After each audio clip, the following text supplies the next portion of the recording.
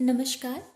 मैं मिस कनकलता झा आज आप लोगों को एक बहुत ही बेहतरीन विषय से परिचित करवाना चाहती हूँ। हम राष्ट्रीयता की बात करते हैं और राष्ट्रीयता की बात करते करते हम संकुचित हो जाते हैं।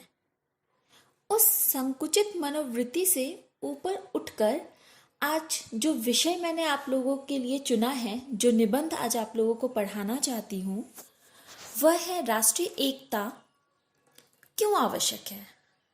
क्यों जरूरी है कि राष्ट्र में एकता हो।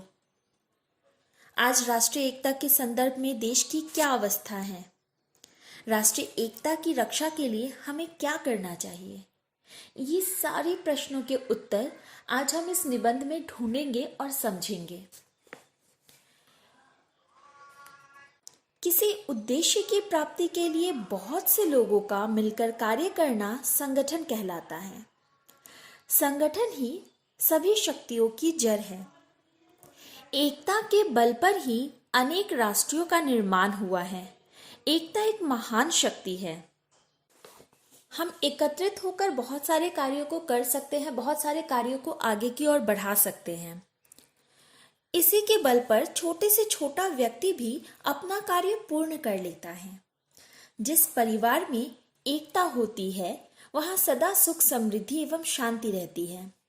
आप जो कार्य अकेले नहीं कर सकते, आप वो एकजुट होकर कर सकते हैं। जिस कार्य को अकेले करने से इंसान को डर लगता है, वो एकजुट होकर एकता स्थापित करके हम बहुत बेहतर तरीके से उस कार्य को समाप्त कर सकते हैं। एकता के बल पर बलवान शत्रु को भी पराजित किया जा सकता है। कोई बहुत बलवान है हमसे, जिससे लड़ने के बारे में शायद हम सोच भी नहीं सकते, या जिसके सामने हमें डर लगता हो, ऐसे लोगों से भी लड़ पाना एकता के बल पर बड़ा आसान हो जाता है। छोटे छोटे जीव जंतु भी संगठन के बल पर अपने सभी कार्य पूर्ण कर लेते हैं। आप एक चींटी को भी देखोगे, चींटियां क्या करती हैं, अगर एक चीनी का दाना जो है वो अकेले नहीं लेकर जा सकती तो 3 4 5 चींटियां मिलकर उस दाने को ले जाने में उसकी मदद करते हैं। तो यानी एकता में बड़ी ताकत होती है। मधुमक्खियां एकत्र होकर एक बहुत बड़े रसपिंड का निर्माण कर लेती है।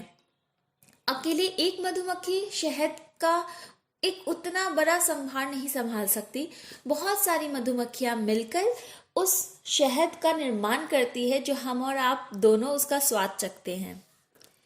एकता वह शक्ति है जिसके बिना कोई भी देश, समाज, संप्रदाय उन्नति नहीं कर सकता। एकता के अभाव के कारण ही हम लोग सैकड़ों वर्षों अंग्रेजों के गुलाम रहे।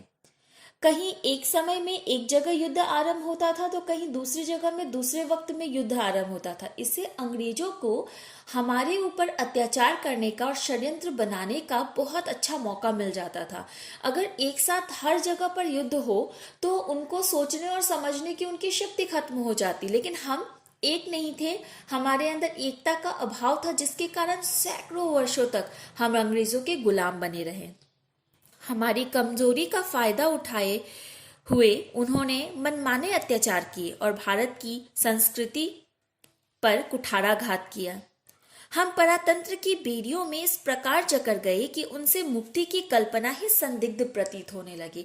बहुत शक के दायरे में हम जी रहे थे। हमें ऐसा लगता था कि कभी हमें आज़ादी मिलेगी ही नहीं, हम जीवन प्रयत्न जो है वो गुलाम ही रह जाएंगे। उसका कारण हम स्वयं हैं। जब तक आप खुद जो है वो आगे नहीं बढ़ेंगे, जब तक आप खुद को आगे बढ़कर नहीं बोलेंगे कि हम सब एक हैं और हम सब एक होकर ये कार्य कर सकते हैं, तब तक ये चीजें जो है वो ऐसे ही बनी रहेगी, वो कभी नहीं बदल सकती। आज अंग्रेजों ने हम पर राज करके चले गए, कल कोई और आकर हम पर राज करके चला जाएगा।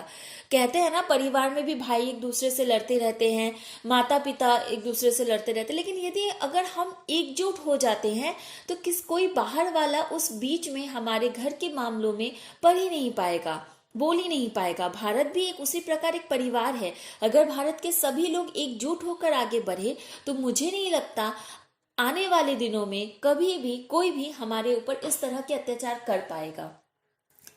स्वतंत्रता प्राप्ति के बाद ही भारत में अनेकों समस्याएं उत्पन्न होती रही और इन जितनी समस्याओं को हमने देखा स्वतंत्रता प्राप्ति के बाद, उन सारी समस्याओं में जो सबसे बड़ी समस्या बाहर निकल कर आई वो है सांप्रदायिकता की समस्या।